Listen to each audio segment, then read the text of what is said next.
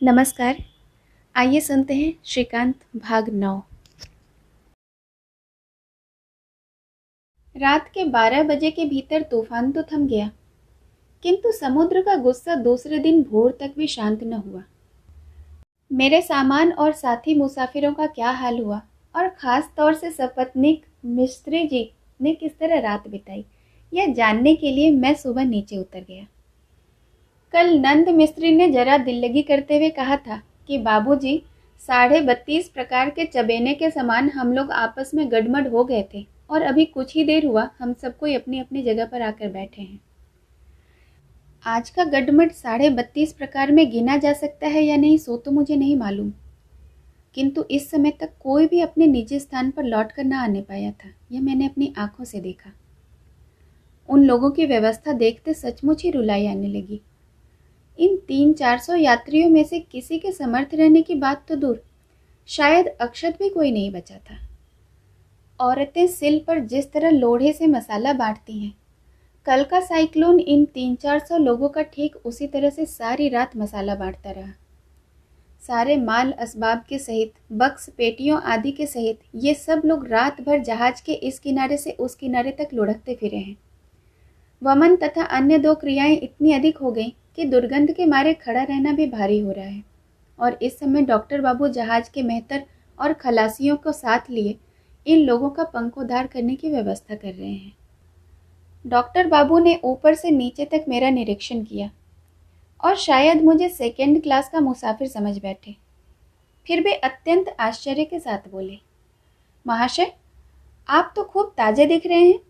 जान पड़ता है कि आराम करने के लिए कोई हैमॉक पा गए थे, क्यों है ना? हैमॉक कहाँ से पाता महाशय, पाया था एक भेड़ों का पिंजड़ा, इसीलिए तरोताजा दिख रहा हूँ। डॉक्टर बाबू मुंह फाड़कर मेरी ओर ताकते रह गए। मैं बोला, डॉक्टर बाबू, यह अधम भी इसी नरक कुंड का यात्री है, किंतु कमजोर होने के सबब यहाँ घुस न सका। शुरू से ही डेक के ऊपर रह आया। कल साइक्लोन की खबर पाकर कुछ देर भेड़ के पिंजरे के ऊपर बैठकर और रात को फर्स्ट क्लास के कमरे में अनाधिकार प्रवेश करके आत्मरक्षा कर सका हूँ। क्या कहते हैं आप, मैंने कुछ अनुचित तो नहीं किया? सारा इतिहास सुनकर डॉक्टर बाबू इतने प्रसन्न हुए कि उसी क्षण उन्होंने मुझे अपने निजी कमरे में बाकी 2 दिन काटने का सादर आमंत्रण दे दिया। अवश्य ही उस आमंत्रण को मैं स्वीकार नहीं कर सका। केवल एक चेयर मैंने उनसे ले ली। दोपहर को भूख के मारे मुर्दों की तरह चेयर पर पड़ा हुआ ब्रह्मांड की समस्त खाद्य वस्तुओं का ध्यान कर रहा था कि कहाँ जाकर क्या कौशल करूं कि कुछ खाने को मिल जाए। इसी समय, जबकि मैं इस दुश्चिंता में डूबा हुआ था, खिदीरपुर के मुसलमान दर्जियों में से एक ने आकर कहा, बाबू साहब, एक बंगाली औरत आपको बुला रही है। औरत? समझा कि टगर ही होगी।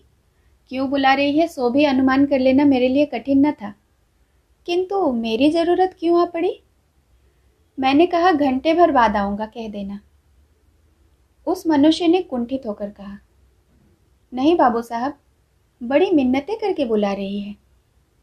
मिन्नतें करके? किंतु टगर तो मिन्नत करने वाली औरत नहीं। पूछा, उसके साथ का मर्द क्या कर रहा है?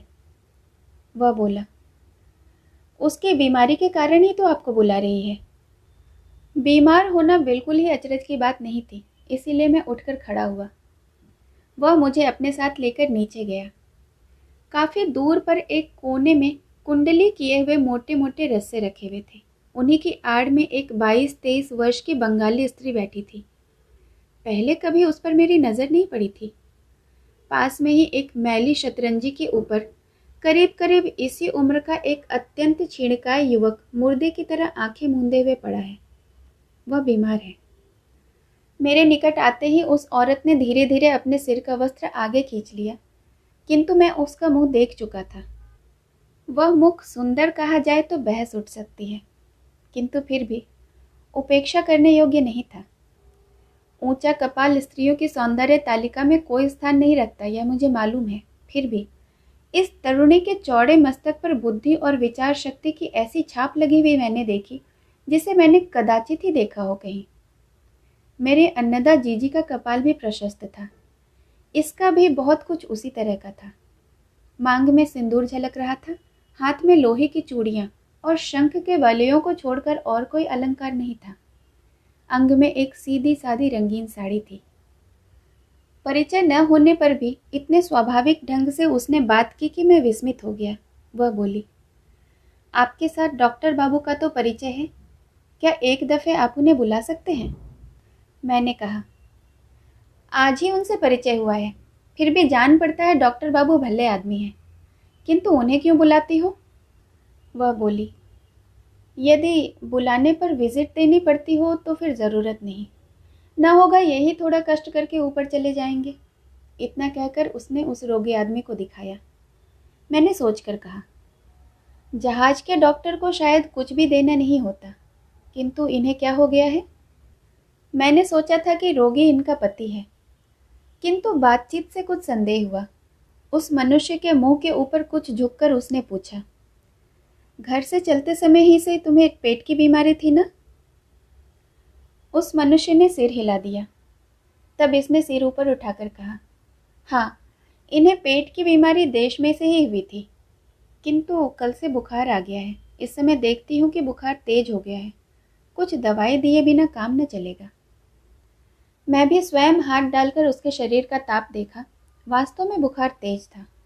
डॉक्टर को बुलाने में ऊपर चला गया। डॉक्टर बाबू नीचे आए, रोग परीक्षा करके दवाई का पुर्जा देकर बोले, चलो श्रीकांत बाबू, कमरे में चलकर गपशप करें। डॉक्टर बाबू खूब रंगीले थे। अपने कमरे में ले जाकर बोले, चाय पीते हैं? मैंने कहा, हाँ पीता हूँ। और बिस्कुट? सो भी खाता हूँ। अच्छा। खाना पीना समाप्त होने के बाद दोनों आमने सामने कुर्सियों पर बैठ गए। डॉक्टर बाबू बोले, आज कैसे जा भिड़े उस औरत से? मैंने कहा, उसने ही मुझे बुलाया था। डॉक्टर बाबू इस तरह सिर हिला हिला करके मानो सब जानते हो बोले, बुलाना ही चाहिए। शादी वादी की है या नहीं? मैंने कहा, नहीं। डॉक्टर बाबू बोले, तो बस भिड़ जाओ, ऐसे कुछ बुरी नहीं है। उस आदमी का चेहरा देखा, उस पर टाइफाइड के लक्षण नजर आते हैं। कुछ भी हो, वह अधिक दिन न टिकेगा, यह निश्चित है। इस बीच उस पर नजर बनाए रखना, कहीं कोई और साला न भिड़ जाए। मैं अवाक होकर बोला, आप यह सब क्या कह रहे हैं डॉक्टर बाबू? डॉक्टर बाबू जरा भी अप्रतिभ हुए बिना बोले, अच्छा, वह छोकरा ही उसे घर से निकाल लाया है या उसी को वह घर से निकाल लाई है? तुम्हें क्या मालूम होता है श्रीकांत बाबू? खूब फॉरवर्ड है, बातचीत तो बहुत अच्छा करती है। मैंने कहा, इस तरह का ख्याल आपके मन में क्यों आया? डॉक्टर बाबू बोले, हर ट्रिप में देखता हूँ एक न एक होते ही हैं। पिछली दफे भी बेलघर की एक ऐसी ही जोड़ी थी। एक बार बर्मा में जाकर कदम रखो, तब देखोगे कि मेरी बात सच है या नहीं। उनकी वर्मा की बात बहुत कुछ सच है, यह मैंने बाद में अवश्य देखा, किंतु उस समय तो ऊपर से नीचे तक मेरा सारा मन अरुचि से तीखा उठा। डॉक्टर बाबू से विदा लेकर नंद मिस्त्री की खबर लेने में नीचे गया। घरवाली सहित मिस्त्री उस समय फलाहार की तैयारी कर रहा था। नमस्कार करने के बाद सबसे पहले उसने यही प्रश्न किया, यह औरत कौन है बाबू? टगर सिर के दर्द के कारण अपने सिर पर एक कपड़ा पगड़ी की तरह बांध रखी थी। एकदम फुसफुसा कर बोल उठी, यह जानने की तुम्हें क्यों गरज है, बताओ तो सही। मिस्त्री ने मुझे मध्यस्थ मानकर कहा, देखा महाशय, इस औरत की ओछी तबीयत, कौन बंगाली औरत रंगून जा रही है, यह पूछना भी जैसे पाप हो। टगर अपना सिर दर्द भूल गई और पगड़ी को फेंक कर मेरी ओर ताकने लगी। उसने अपनी दोनों गोल गोल आंखें फाड़ कर कहा, महाशय, टगर वैष्णवी के हाथ के नीचे से इन सरीखे से न जाने कितने ही मिस्त्री आदमी बनकर निकल गए हैं। अब भी क्या मेरी आंखों में धूल झोंक सकते हो? अरे तुम डॉक्टर हो या वैद्य, जो मैं जरा सा पानी लेने गई और इतनी ही देर में चट से वहां दौड़कर देखने जा पहुंचे। यह अच्छा नहीं होगा सो कह देती हूँ मिस्त्री, यदि दोबारा फिर वहां जाते देखूंगी तो फिर या तो एक दिन तुम रहोगे या मैं ही। नंद मिस्त्री ने गर्म होकर कहा, मैं क्या तेरा पालतू बंदर हूँ जो तू जिस तरफ साकल पकड़ ले उसी तरफ जाऊंगा? मेरी इच्छा होगी तो फिर जाकर उस बेचारे को देखने जाऊंगा, तेरे मन में आवे सो कर। इतना कहकर उसने फलाहार में चित्त लगाया। टगर ने सिर्फ अच्छा कहकर अपनी पगड़ी बांधना शुरू कर दिया। मैं भी वहां से चल दिया। चलते चलते मैं सोचता गया। इसी तरह इन दोनों ने 20 बरस काट दिए। अनेक दफे हाथ जलाकर टगर इतना सीखी है कि जहां पर सत्य का बंधन नहीं, वहां रास को जरा भी ढाला नहीं जा सकता। ठगाना ही पड़ता है। या तो रात दिन सतर्क बने रहकर जोर जबरदस्ती से अपना दखल जमाए रहना पड़ेगा, नहीं तो जवानी की तरह नंद मिस्त्री भी एक दिन अनजाने में खिसक जाएगा। किंतु जिसको लक्ष्य करके टगर के मन में यह विद्वेष उत्पन्न हुआ और डॉक्टर बाबू ने कुत्सित तीव्र कटाक्ष किया है, वह है कौन? टगर ने कहा था कि यही कार्य करते हुए मैंने अपने बाल पकाए हैं। ऐसी औरतें हैं कहाँ जो मेरी आंखों में धूल झोंक सके। डॉक्टर बाबू ने भी अपना मंतव्य जाहिर किया था कि ऐसी घटनाएं नित्य ही देखते रहने के कारण उनकी आंखों में दिव्य दृष्टि उत्पन्न हो गई है, और अगर इसमें भूल हो तो वे ऐसी आंखों को निकाल फेंकने के लिए भी तैयार हैं। ऐसा ही होता है। दूसरे का विचार करते समय किसी मनुष्य को कभी यह कहते नहीं सुना कि वह अंतर्यामी नहीं है, अथवा कहीं भी उसका कोई भ्रम या प्रमाद हो सकता है। सभी यही कहते हैं कि मनुष्य को चीनने में हम बेजोड़ हैं और इस विषय में हम एक पक्के जौहरी हैं। फिर भी संसार में मैं नहीं जानता कि कभी किसी ने अपने खुद के मन को भी ठीक तरह से पहचाना हो। मगर हाँ, मेरे समान जिसने भी कहीं कोई कठिन चोट खाई है, उसे अवश्य ही सावधान होना पड़ेगा। डॉक्टर बाबू ने जो कहा था कि अत्यंत फॉरवर्ड है, सो ठीक मालूम हुआ, और केवल यही बात रह रहकर मुझे चुभने लगी। बहुत रात गए, मैं फिर बुलाया गया। इस दफे इस औरत का मुझे परिचय प्राप्त हुआ। नाम था अभया। उत्तर राड़ी कायस्थ है। घर है बालूचक के निकट। जो व्यक्ति बीमार पड़ा है वह गांव के रिश्ते से भाई होता है। उसका नाम रोहिणी सिंह। दवा से रोहिणी बाबू को काफ़ी लाभ हुआ है। इस तरह कहना आरंभ करके थोड़े ही समय में अभया ने मुझे अपना आत्मीय बना लिया। किंतु मुझे यह तो स्वीकार करना ही चाहिए कि मेरे मन में अनिच्छा होते हुए भी एक कठोर समालोचना का भाव बार बार जागृत हो रहा था। फिर भी इस स्त्री की बातचीत और आलोचना के दरमियान कहीं भी मैं जरा सी भी असंगति या अनुचित प्रगल्भता नहीं पकड़ पाया। अभया में मनुष्य को वश करने की अद्भुत शक्ति है। इस बीच में ही उसने केवल मेरा नाम धाम ही नहीं, वरन मैं उसके लापता पति को जिस तरह हो सके खोज लूंगा, यह वचन भी उसने मेरे मुंह से निकलवा लिया। उसका पति 8 वर्ष पहले बर्मा नौकरी करने के लिए आया था। 2 वर्ष तक उसकी चिट्ठी पत्री आती रही, किंतु इन 6 वर्षों से उसका कोई पता नहीं है। देश में कुटुंब कबीले का और कोई नहीं। माँ थी, परंतु वे भी करीब करीब महीने भर पहले गुजर गई। बाप के घर अभिभावकहीन होकर रह जाना असंभव होने के कारण भाई को राजी करके वर्मा आई है। कुछ देर चुप रहकर एकाएक वह बोल उठी, अच्छा, इतनी सी भी कोशिश न करके यदि किसी तरह देश में ही पड़ी रहती तो क्या यह मेरे हक के लिए अच्छा होता? इसके सिवाय इस उम्र में बदनामी मोल लेते कितनी सी देर लगती है? मैंने पूछा, क्या आप जानती हैं कि इतने दिनों तक क्यों उन्होंने आपकी कुछ खबर नहीं ली? नहीं, कुछ नहीं जानती। इसके पहले वे कहाँ थे सो मालूम है? जानती हूँ, रंगून में ही थे। वर्मा रेलवे में काम करते थे, किंतु कितनी ही चिट्ठियाँ दी, कोई उत्तर न मिला, और कभी कोई चिट्ठी लौटकर वापस भी नहीं आई। प्रत्येक पत्र अभया के पति को मिला है, यह तो निश्चित था, किंतु क्यों उसने कोई जवाब न दिया, इसका कारण हाल ही में मैंने डॉक्टर बाबू के निकट सुना था। बहुत से बंगाली वहां जाकर किसी ब्रह्म देश की सुंदरी को घर बिठाकर नई गृहस्थी बसा लेते हैं, और उनमें से अनेक ऐसे हैं जो सारी जिंदगी फिर देश लौटकर नहीं गए।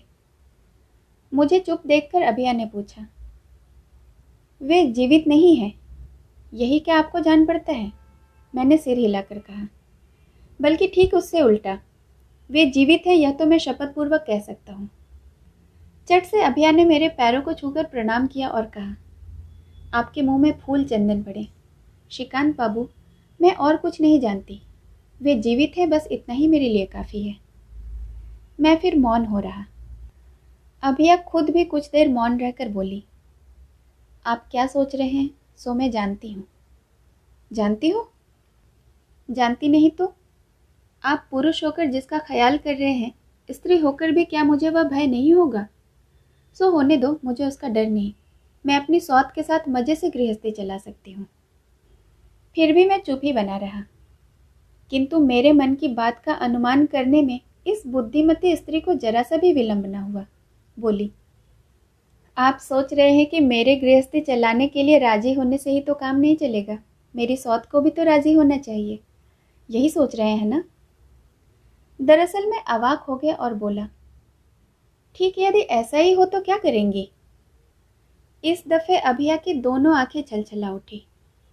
वह मेरे मुंह की ओर अपनी सजल दृष्टि निबद्ध करके बोली, उस विपत्ति में आप मेरी थोड़ी सी सहायता कर सकेंगे श्रीकांत बाबू? मेरे रोहिणी भैया बड़े सीधे साधे भोले आदमी हैं, इसलिए उस समय तो इनके द्वारा मेरा कोई उपकार न होगा। राजी होकर मैंने कहा, बन पड़ेगा तो जरूर सहायता करूंगा, किंतु इन सब कामों में बाहर के लोगों के द्वारा प्रायः काम होता तो कुछ नहीं, उल्टा बिगड़ ही जाता है।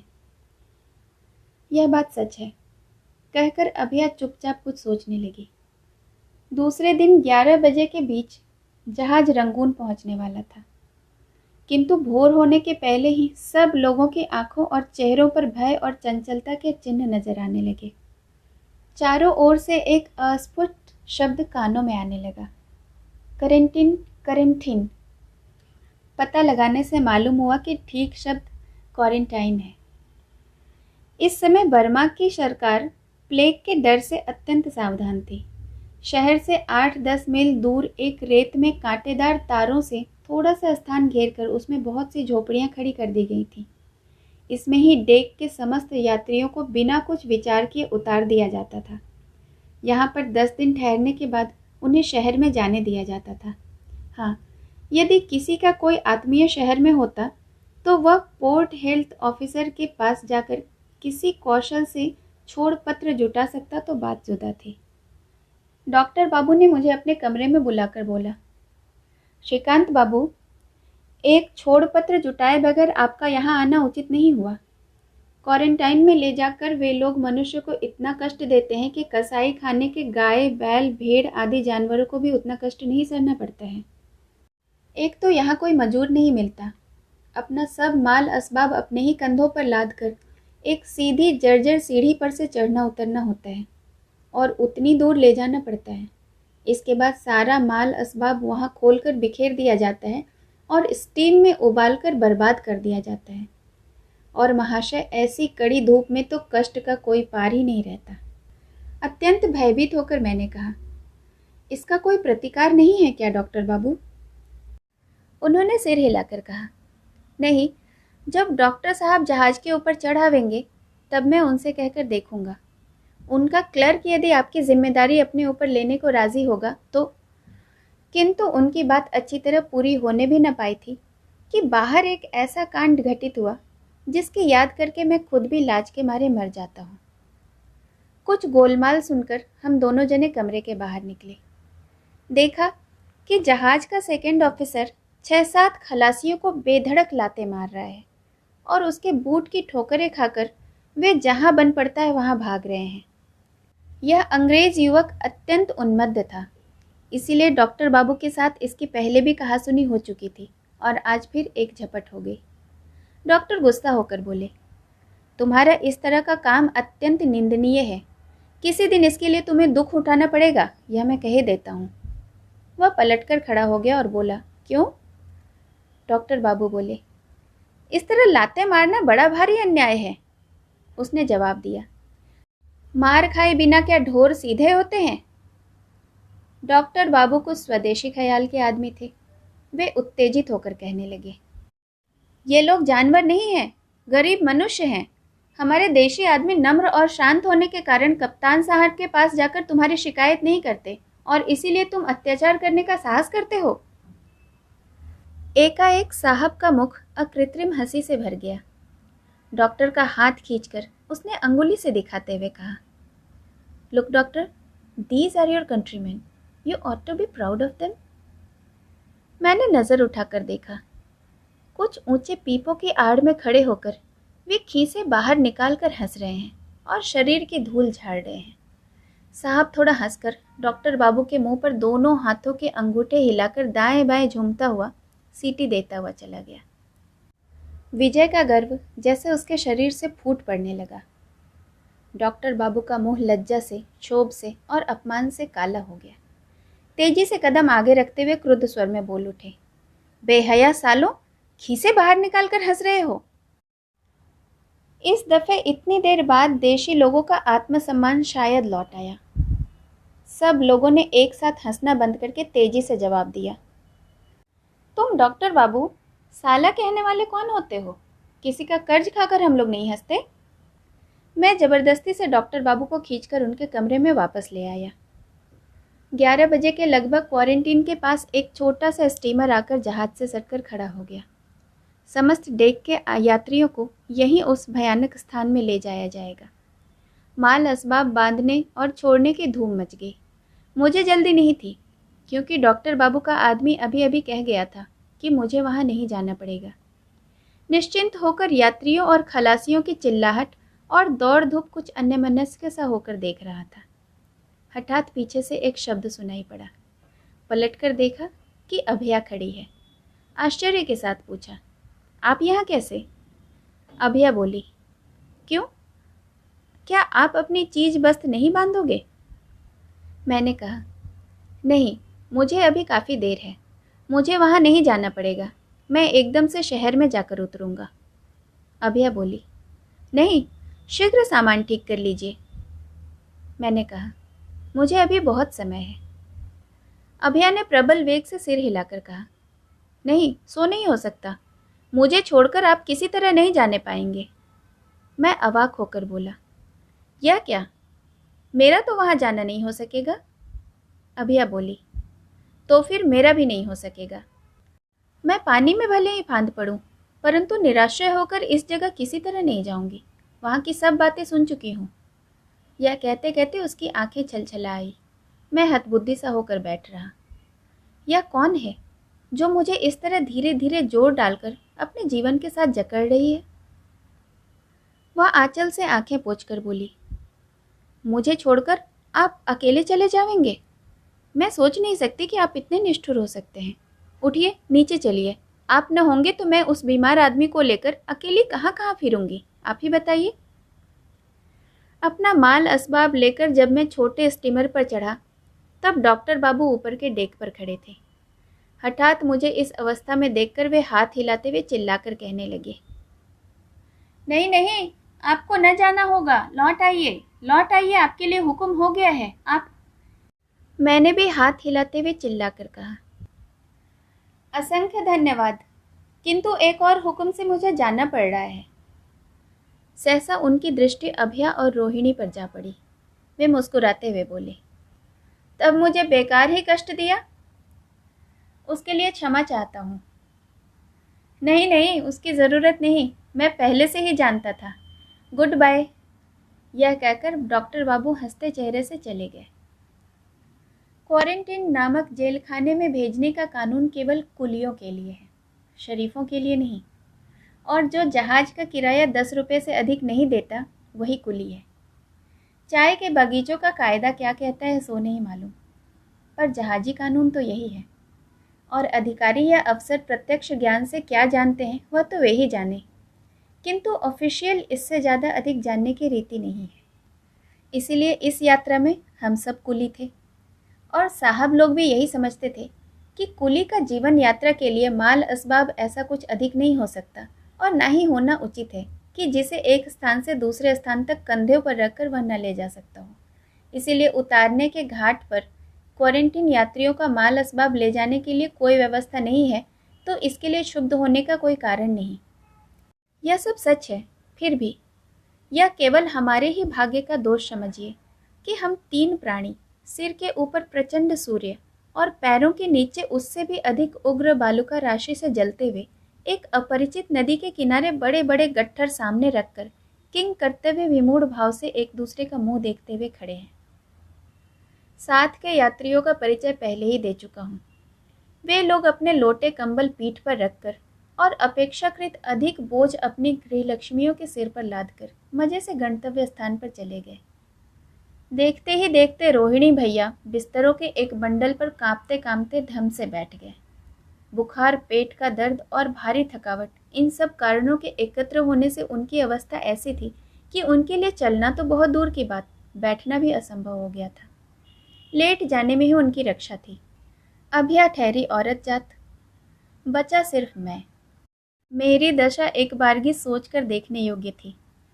एक तो अकारण ही एक अज्ञात अप्रीतिकर स्थान में जा रहा था, दूसरे एक कंधे पर तो एक अज्ञात निरुपाय स्त्री का बोझ था, और दूसरे कंधों पर झूल रहा था उतना ही अपरिचित एक बीमार पुरुष, और ऊपर से घाते में थी गठरियां। इन सबके बीच में अत्यंत उग्र प्यास को लिए, जो कि सारे गले को सुखाई देती थी, एक अज्ञात जगह में किंग कर्तव्य विमूढ़ सा होकर खड़ा हो गया।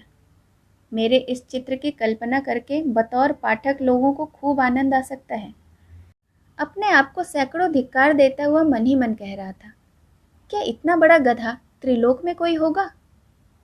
किंतु बड़े अचरज की बात है कि यद्यपि यह परिचय मेरे शरीर पर लिखा हुआ नहीं था, फिर भी जहाज भर के इतने लोगों के बीच में भार वहन करने के लिए अभिया ने मुझे ही क्यों और किस तरह एकदम से पहचान कर छांट लिया। किंतु मेरा विस्मय दूर हुआ उसकी हंसी से। उसने मुंह उठाकर जरा सा हंस दिया। उसके हंसी भरे चेहरे को देखकर मुझे केवल विस्मय ही नहीं हुआ, उसके भयानक दुख की छाया भी इस दफे मुझे दिख गई। किंतु सबसे अधिक अचरज तो मुझे उस ग्रामीण स्त्री की बात सुनकर हुआ।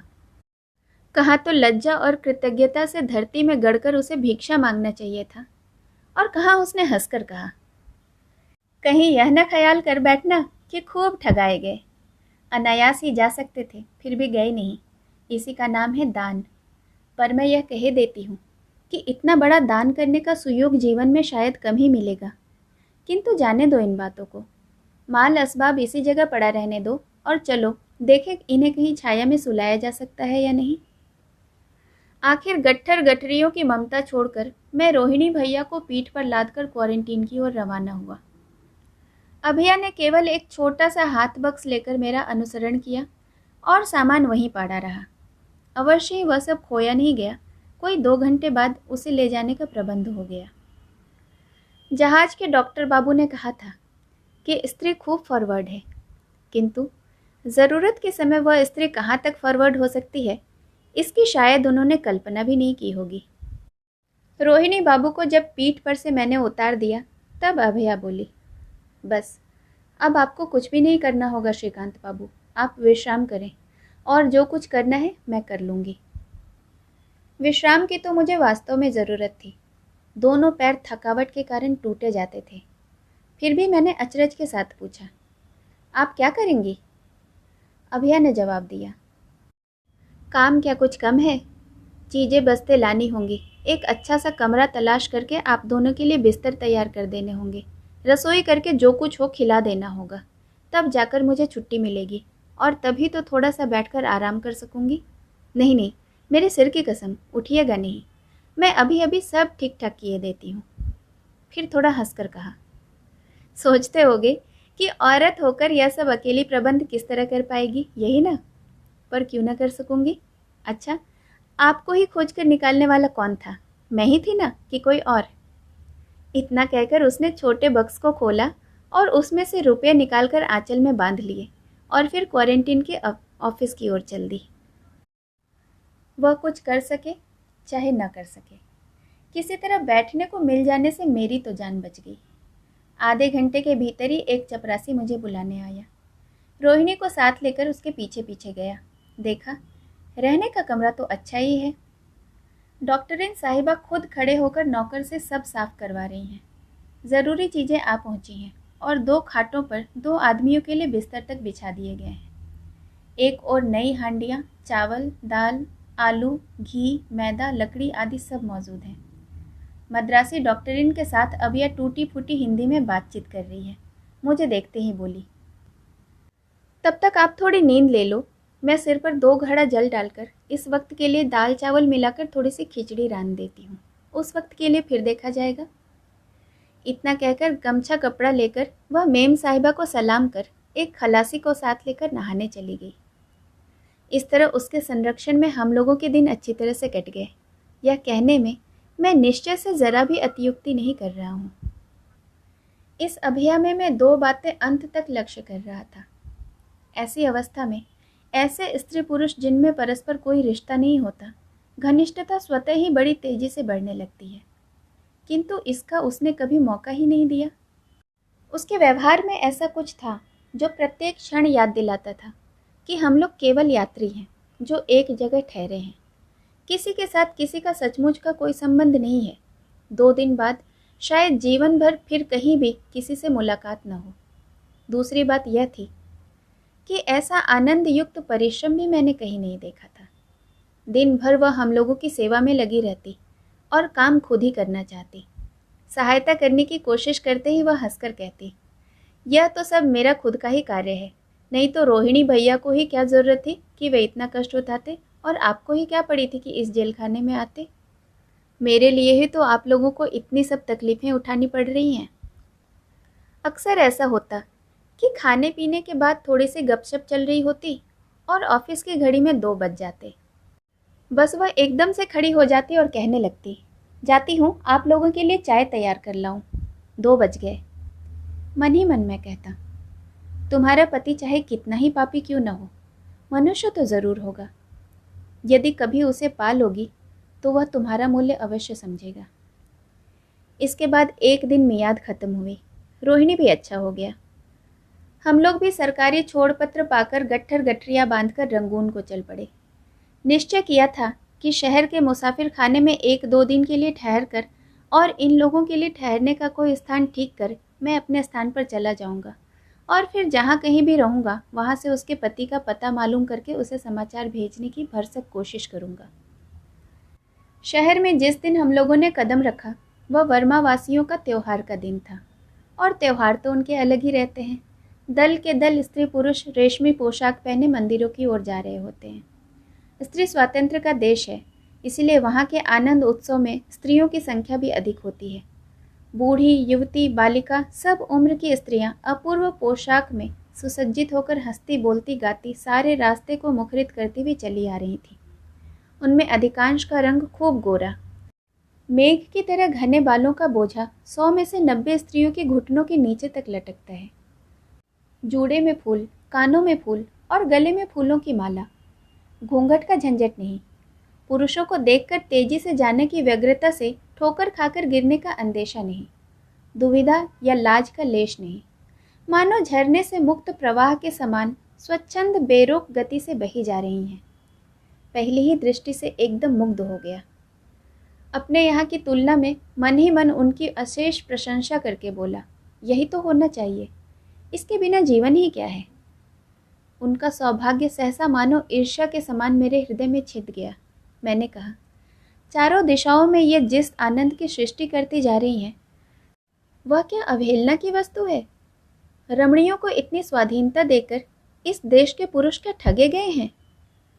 और हम लोग क्या उनको नीचे से ऊपर तक जकड़ कर रखकर और उनके जीवन को लंगड़ा बनाकर लाभ में रहे हैं? एकाएक गोलमाल सुनकर मैंने लौटकर जो कुछ देखा वह आज भी मेरे मन पर साफ साफ अंकित है। झगड़ा हो रहा था घोड़ा गाड़ी के किराए के संबंध में। गाड़ीवान हमारे यहाँ का हिंदुस्तानी मुसलमान था। वह कह रहा था कि 8 आने का किराया तय हुआ था और 3 भले घर की बर्मी स्त्रियां गाड़ी से उतरकर एक साथ चिल्लाकर कह रही थी कि नहीं, 5 आना हुआ था। 2-3 मिनट कहासुनी होने के बाद बस बल्लम बल्लम बाहु बल्लम। रास्ते के किनारे एक आदमी मोटे मोटे गन्नों के टुकड़े करके बेच रहा था। अकस्मात तीनों ने झपटकर उसके 3 टुकड़े उठा लिए और एक साथ ही गाड़ीवान पर आक्रमण कर दिया। ओह, वह कैसी बेधड़क मार थी। बेचारा स्त्रियों के शरीर पर हाथ भी नहीं लगा सकता था। आत्मरक्षा करने के लिए यदि एक को अटकाता तो दूसरी ओर से सिर पर चोट पड़ती, उसको अटकाता तो तीसरी ओर से। चारों ओर लोग जमा हो गए, किंतु केवल तमाशा देखने। उस अभागे का कहाँ गया टोपी, कहाँ साफा और कहाँ हाथ का चाबुक। और अधिक न सहने के कारण आखिर वह मैदान छोड़कर पुलिस पुलिस सिपाही सिपाही चिल्लाता हुआ भाग खड़ा हुआ। मैं हाल ही में बंगाल से आ रहा था और सो भी देहात से। कलकत्ते में स्त्री स्वाधीनता है, कानों से अवश्य सुना है, पर आंखों से नहीं देखा। किंतु क्या स्वाधीनता प्राप्त करके भले घर के अबलाएं भी एक जवान मर्द पर खुले आम सड़क पर आक्रमण करके लठबाजी कर सकती हैं? क्रमशः उनके इतने अधिक सबला होने की संभावना भी मेरे कल्पना से परे की वस्तु थी। बहुत देर तक हतबुद्धि की तरह खड़े रहने के बाद मैंने अपने कार्य के लिए प्रस्थान किया। मन ही मन कहने लगा कि स्त्री स्वाधीनता भली है या बुरी, समाज के अंदर इससे आनंद की मात्रा घटेगी या बढ़ेगी, यह विचार तो किसी और दिन करूँगा। किंतु आज अपनी आंखों से जो कुछ देखा, उससे तो मेरा सारा चित्त एकदम उद्भ्रांत हो गया।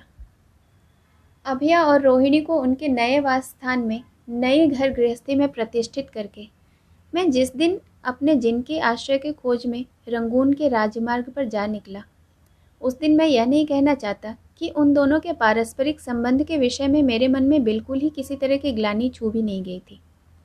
किंतु इस अपवित्र विचार को दूर करने में मुझे थोड़ी भी देर न लगी, क्योंकि दो खास उम्र के स्त्री पुरुषों को किसी खास अवस्था में देखने मात्र से ही उनके बीच में किसी संबंध विशेष की कल्पना कर लेना कितनी भारी भ्रांति है, यह शिक्षा मुझे पहले ही मिल चुकी थी। और भविष्य की जटिल समस्या को भी भविष्य के ही हाथ सौंप देने में मुझे किसी तरह की हिचक नहीं होती।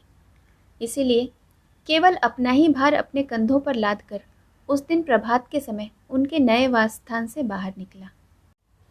आजकल की तरह उस समय किसी भी नए बंगाली के वर्मा में कदम रखते ही पुलिस के प्रकट और अप्रकट कर्मचारियों का दल उनसे सवाल पर सवाल करके, उन पर व्यंग कसके और अपमान करके तथा बिना कसूर थाने में खींच कर ले जाकर और डर दिखाकर हद दर्जे की तकलीफ नहीं देता था।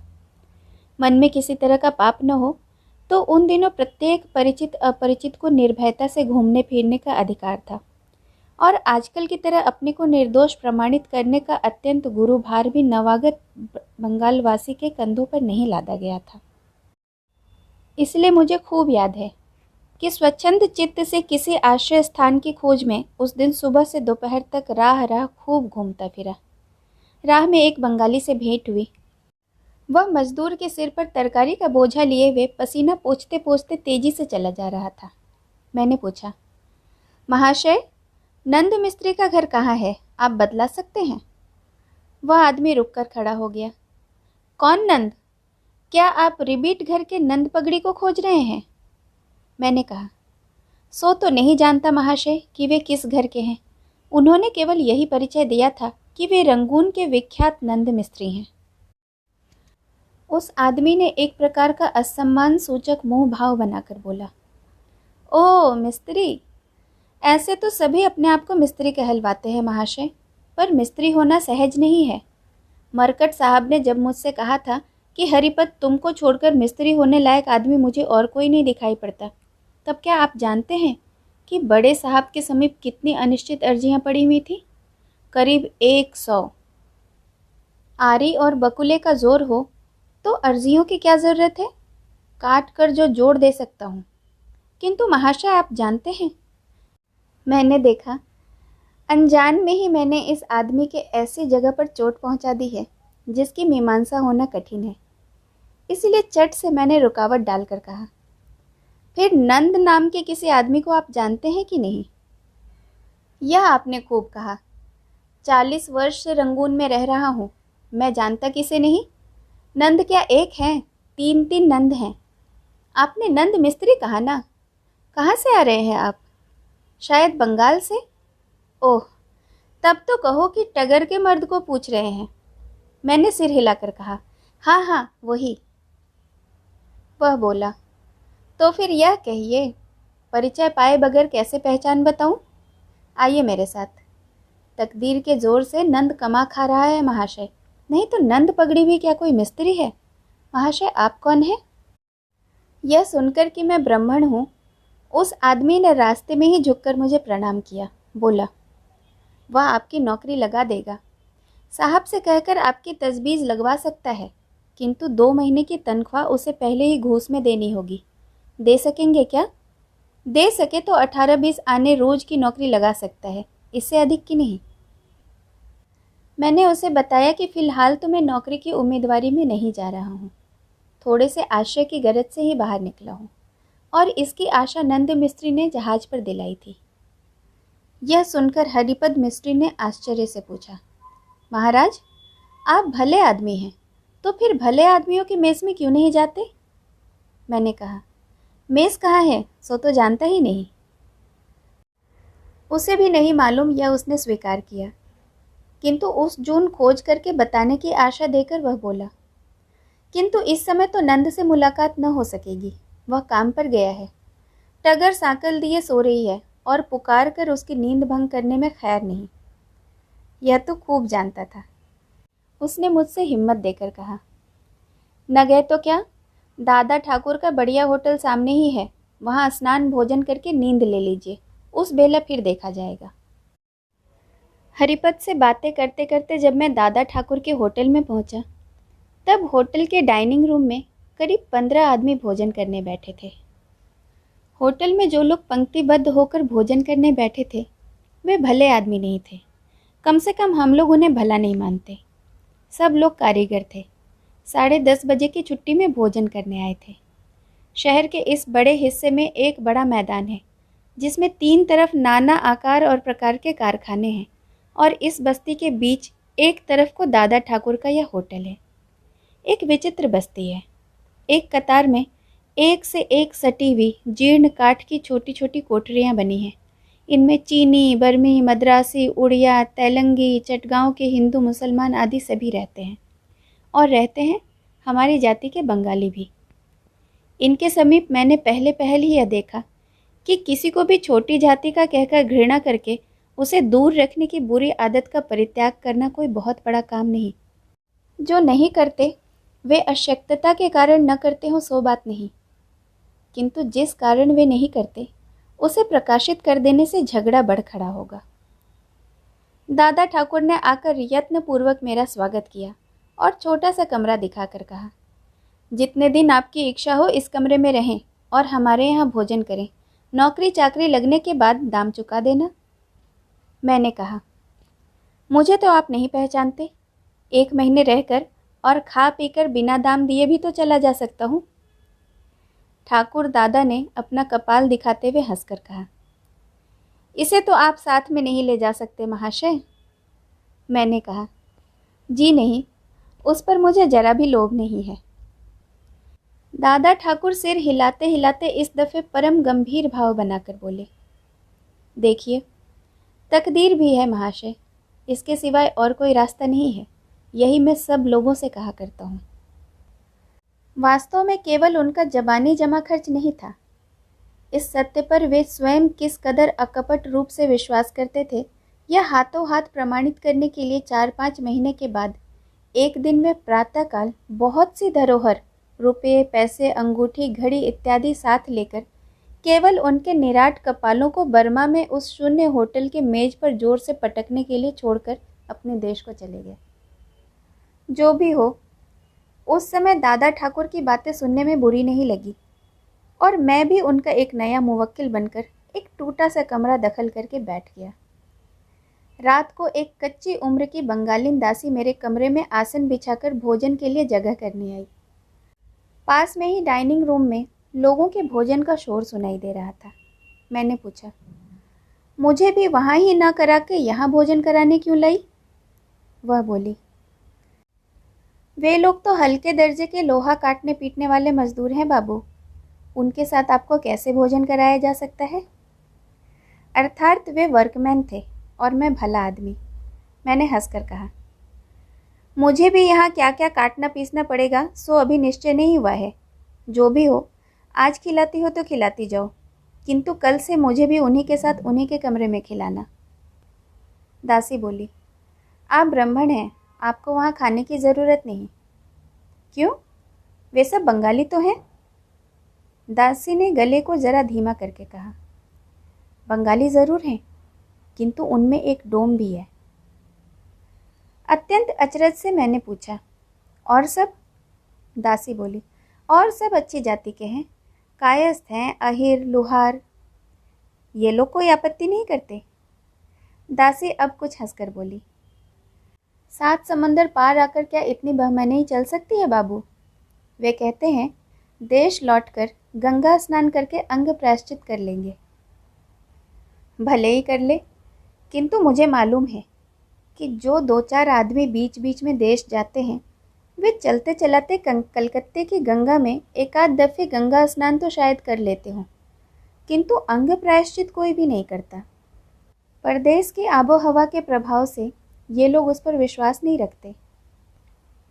देखा कि होटल में सिर्फ 2 हुक्के हैं, एक तो ब्राह्मणों के लिए और दूसरा जो ब्राह्मण नहीं है उनके लिए। भोजनादि के बाद कैवर्त के हाथ से डोम, डोम के हाथ से लुहार महाशय ने हाथ बढ़ाकर हुक्का ग्रहण किया और स्वच्छंदता से पिया। दुविधा का लेश भी नहीं। 2 दिन बाद उस लुहार के साथ बातचीत करते हुए मैंने पूछा, अच्छा, इस तरह तुम्हारी जाति नहीं जाती? लुहार बोला, जाति क्यों नहीं महाशय, जाति तो जाति ही है। उसने पहले डोम कहकर अपना परिचय थोड़े ही दिया था, कहा था कि मैं कैवर्त हूँ, इसके बाद ही सब मालूम हुआ। तब तुम लोगों ने कुछ नहीं कहा?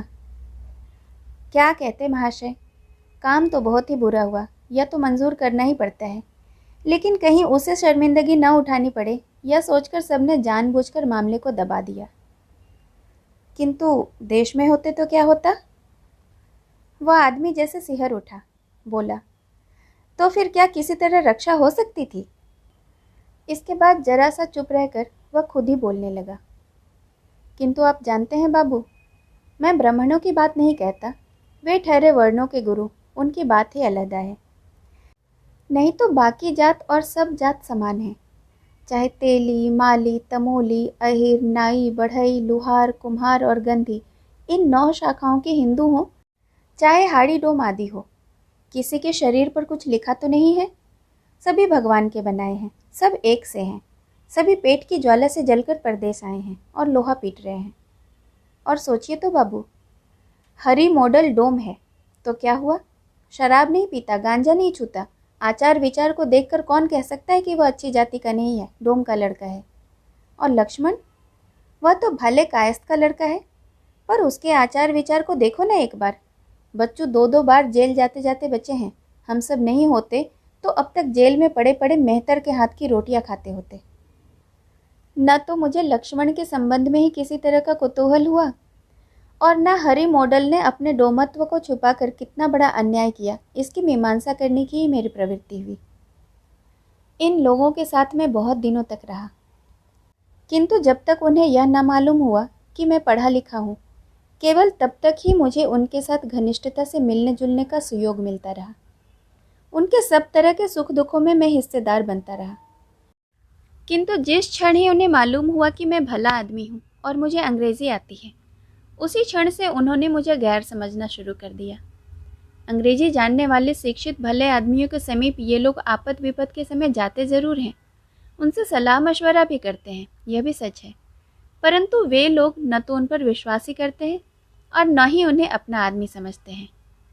देश के इस कुसंस्कारों को वे आज भी दूर नहीं कर पाए हैं कि मैं उन्हें छोटा समझकर मन ही मन घृणा नहीं करता, पीछे पीछे उनका उपहास नहीं करता। केवल इसी कारण मेरे कितने सत्संकल्प इन लोगों के बीच विफल हो गए, वो मैं ही समझता हूँ, उसकी कोई सीमा नहीं। किंतु खैर, आज इस बात को जाने दो। मैंने देखा कि बंगाली स्त्रियों की भी संख्या इस ओर कुछ कम नहीं है। यद्यपि उनके कुलों का परिचय न देना ही अच्छा है, किंतु आज वे किसी और ही दूसरे रूप में परिवर्तित होकर एकदम शुद्ध गृहस्थों की धर्मपत्नियां बन गई हैं।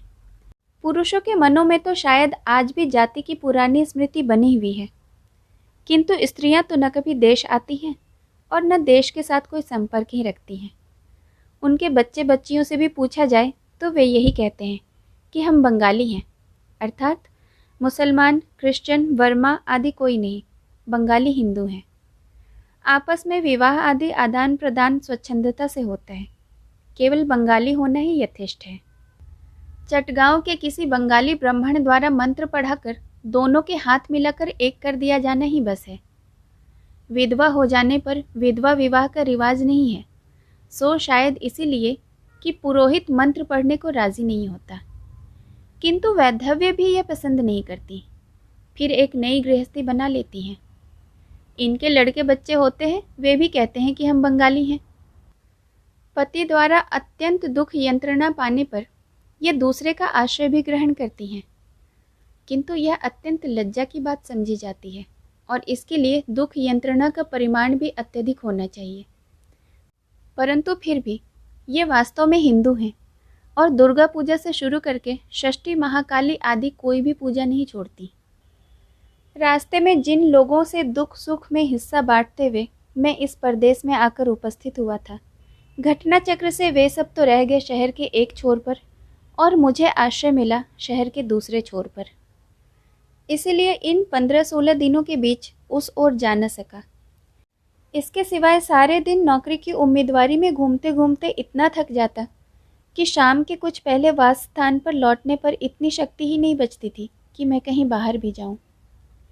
क्रम से क्रम जैसे जैसे दिन बीतने लगे, मेरे मन में यह धारणा होने लगी कि इस सुदूर परदेश में आने पर भी नौकरी प्राप्त करना मेरे लिए उतना ही कठिन है जितना देश में था। अभिया की बात याद आ गई। जिस आदमी पर भरोसा करके वह घर छोड़कर अपना पति खोजने आई है, पता न लगने पर उस आदमी का क्या हाल होगा।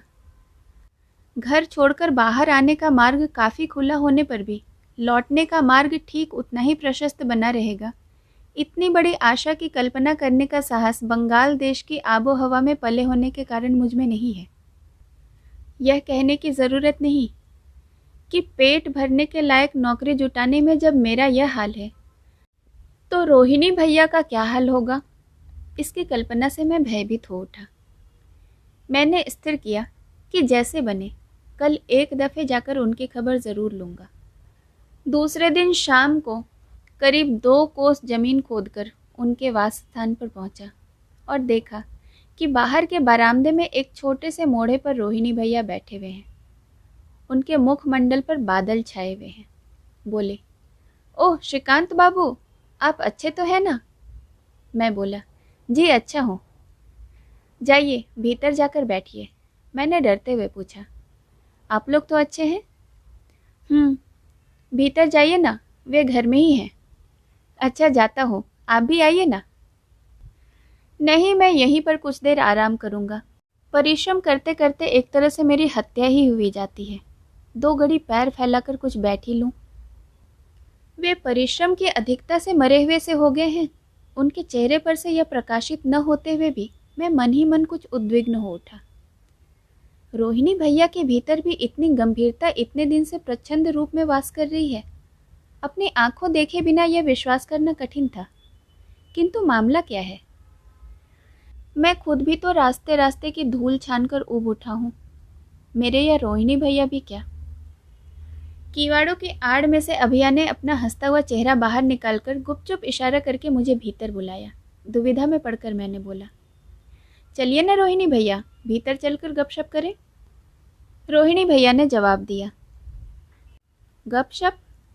इस समय मर जाऊं तो जान बचे, यह जानते हो श्रीकांत बाबू? नहीं जानता। यह मुझे स्वीकार करना पड़ा। उन्होंने जवाब में केवल एक प्रचंड उसास छोड़ी और कहा, 2 दिन बाद ही मालूम हो जाएगा। अभिया के दोबारा गुपचुप बुलाने पर बाहर अधिक देर बहस न करके मैं अंदर प्रवेश किया। भीतर रसोई घर के सिवाय 2 और सोने के कमरे हैं। सामने ही बड़ा कमरा है, उसी में रोहिणी बाबू सोते हैं। एक और रस्सी की खाट पर उनके बिस्तर है। अंदर घुसते ही देखा फर्श के ऊपर आसन बिछा है। एक और रकाबी की पूरी तरकारी, थोड़ा सा हलवा और एक गिलास जल भरा हुआ है। इसमें संदेह नहीं कि ज्योतिष से पता लगाकर यह आयोजन दोपहर से ही कुछ मेरे लिए तैयार नहीं किया गया है, इसलिए क्षण भर में ही मैं समझ गया कि कुछ लड़ाई झगड़ा चल रहा है। इसीलिए रोहिणी भैया का मुंह बादलों से ढका हुआ है, इसीलिए वे मर जाऊं तो जान बचने की बात कर रहे हैं। मैं चुपचाप खाट पर जाकर बैठ गया। अभिया ने थोड़ी दूर खड़े होकर पूछा, आप अच्छे तो हैं? इतने दिनों बाद शायद गरीबों का ख्याल आया है। भोजन के थाल को देखकर मैंने कहा, मेरी बात पीछे होगी, किंतु यह क्या है? अभिया हंसी और कुछ देर चुप रहकर बोली, यह कुछ नहीं है, आप कैसे हैं सो कहिए। कैसा हूँ सो खुद नहीं जानता, दूसरों को किस तरह बतलाऊं? फिर कुछ सोचकर बोला, जब तक कोई नौकरी न मिल जाए तब तक इस प्रश्न का जवाब देना कठिन है। मेरे मुंह की बात मुंह में ही रह गई। रोहिणी भैया अपनी फटी चिट्ठियों से अस्वाभाविक फटर फटर शब्द करते हुए भीतर घुस आए और किसी की भी ओर दृष्टिपात किए बगैर उन्होंने पानी का गिलास उठाया और पी लिया। 2-3 घूंट बाकी जो थे वह भी जबरदस्ती पीकर शून्य ग्लास काठ की मेज पर रख दिया और वे यह कहते कहते बाहर चल दिए कि जाने दो, खाली पानी पीकर ही पेट भर लूँगा। यहाँ मेरा कौन अपना बैठा है जो भूख लगने पर खाने को देगा। मैं अवाक होकर अभिया की ओर ताका। पल भर के लिए उसका मुंह सुर्ख हो गया, किंतु उसी क्षण उसने अपने आप को संभाल लिया। आधा मिनट खत्म होने के बाद वह फिर वापस आए और किवाड़ के सामने खड़े होकर मुझे संबोधन करके बोले, सारे दिन ऑफिस में मेहनत करने के बाद भूख के मारे सिर चक्कर खा रहा था श्रीकांत बाबू, इसीलिए उस समय आपसे बात न कर सका, कुछ ख्याल न करिएगा। मैंने कहा, नहीं। उन्होंने फिर कहा, आप जहाँ ठहरे हैं वहाँ मेरे लिए भी जरा बंदोबस्त कर सकते हैं। उनके मुंह की भाव भंगी को देखकर मैं हंस पड़ा। बोला, किंतु वहाँ पूड़ियों और मोहन भोग का डॉल नहीं है। रोहिणी भैया बोले, ज़रूरत ही क्या है, भूख के समय यदि जरा सा गुड़ और जल दे देवे कोई तो वही अमृत है, यहाँ तो कोई वह भी न देता है। मैंने जानने की इच्छा से अभिया की ओर दृष्टि डाली। तुरंत ही वह धीरे से बोली, सिर दर्द करता था इसीलिए बेवक्त सो गई और इसी कारण भोजन बनाने में आज जरा सी देर हो गई श्रीकांत बाबू। मैंने आश्चर्य के साथ कहा, बस यही अपराध है? अभिया ने उसी तरह शांत भाव से कहा, यह क्या कोई तुच्छ अपराध है श्रीकांत बाबू? तुच्छ नहीं तो और क्या? अभिया बोली, आपके सामने तुच्छ हो सकती है, किंतु जो महाशय अपनी इस फिजूल की गले पड़ू को खाने देते हैं वे कैसे माफ़ करेंगे? मेरा सिर दर्द करे तो उनका काम कैसे चल सकता है? रोहिणी बाबू एकदम तड़क कर गरज उठे और बोले, तुम गले पड़ू हो? मैंने यह कब कहा? अभिया बोली, कहोगे क्यों, 1000 तरह से दिखा तो रहे हो। रोहिणी भैया बोले, दिखा रहा हूँ? ओह, तुम्हारे मन में जलेबी जैसा पेंच है। यह तुमने मुझसे कब कहा कि सिर दर्द कर रहा है? अभिया ने कहा, कहने से लाभ ही क्या, क्या तुम विश्वास करते? रोहिणी भैया मेरी ओर पलटकर ऊंचे कंठ से बोले, सुनिए श्रीकांत बाबू, यह सब बातें सुनिए। इन्हीं के लिए मैंने देश का त्याग किया, घर लौटने के सारे रास्ते बंद हो गए, अब इन्हीं के मुंह से बात सुनिए। ओह। अभिया ने भी इस दफे गुस्से से जवाब दिया, मेरा जो होना होगा हो जाएगा, तुम्हारी जब इच्छा हो देश लौट जाओ, मेरे लिए इतना कष्ट क्यों सहोगे? तुम्हारी मैं होती ही कौन हूँ, इस तरह ताना कसने की और अपेक्षा करने की? उसकी बात पूरी भी न होने पाई थी कि रोहिणी भैया करीब करीब चित्कार उठे। सुनिए श्रीकांत बाबू, 2 रोटी पका देने के लिए कितनी बातें सुनाई जा रही हैं। अच्छा, आज से कभी तुम मेरे लिए रसोई में पैर मत रखना। कहते कहते उनका गला भर गया। वे धोती का छोर मुंह पर लगाकर तेजी से कदम रखते हुए मकान के बाहर हो गए। अभिया ने अपना उतरा हुआ चेहरा नीचे झुका लिया। मैं एकदम काट हो गया।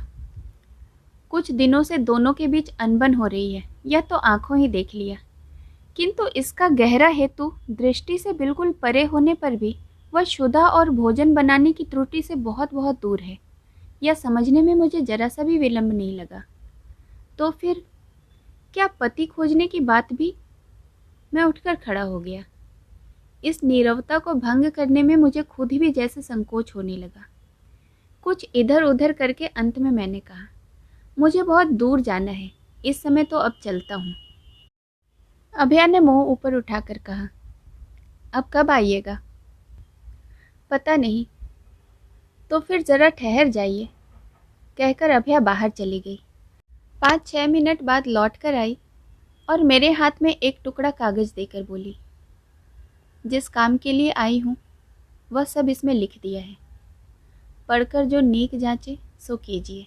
मैं आपसे कुछ अधिक नहीं कहना चाहती। इतना कहकर गले में आंचल डालकर आज उसने मुझे प्रणाम किया और फिर उठकर पूछा, आपका ठिकाना क्या है?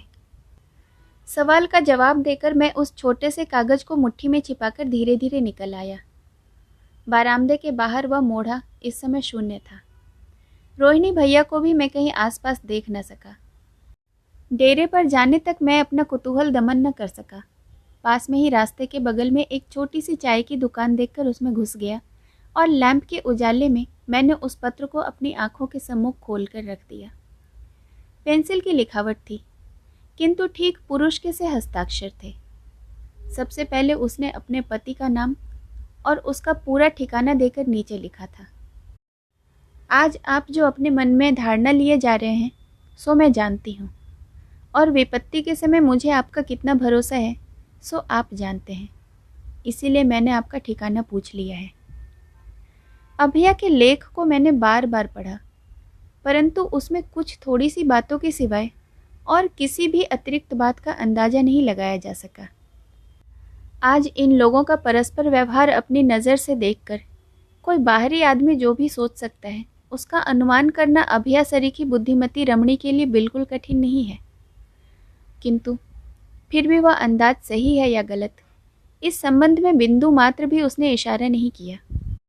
उसके पति का नाम और ठिकाना तो मैंने पहले ही सुना है, पर विपत्ति के समय वह उसकी खोज करना चाहती है या नहीं, अथवा कौन सी विपत्ति अवश्यंभावी समझकर उसने मेरा पता ले लिया है, आदि किसी बात का आभास तक भी मैं उस पत्र में खोज न सका।